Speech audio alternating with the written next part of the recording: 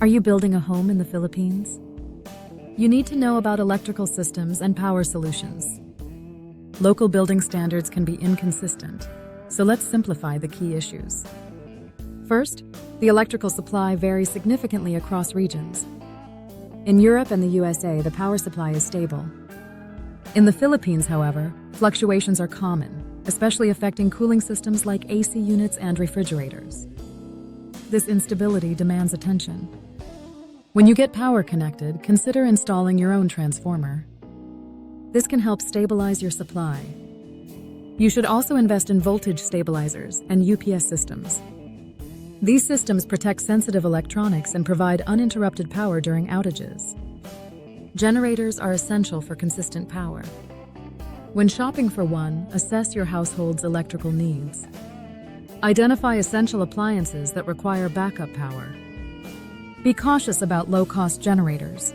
They may not last long and can fail under heavy use.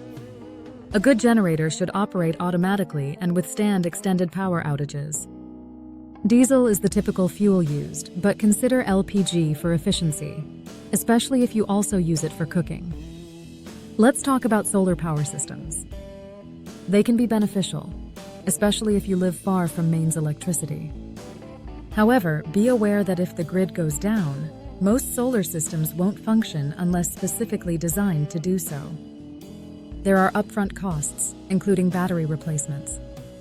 A solar water heater is a worthwhile investment. It provides free hot water and can potentially heat your pool later. Look for a quality product and ensure it is easy to clean and maintain.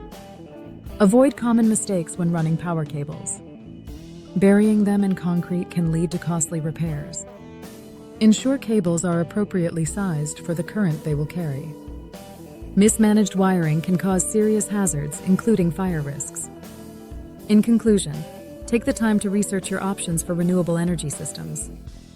Protect your electronics and ensure your electrical setup adheres to building standards. Understand the current needs of your circuits and confirm your electrician uses the correct cable sizes. Stay tuned for next week's discussion on building practices.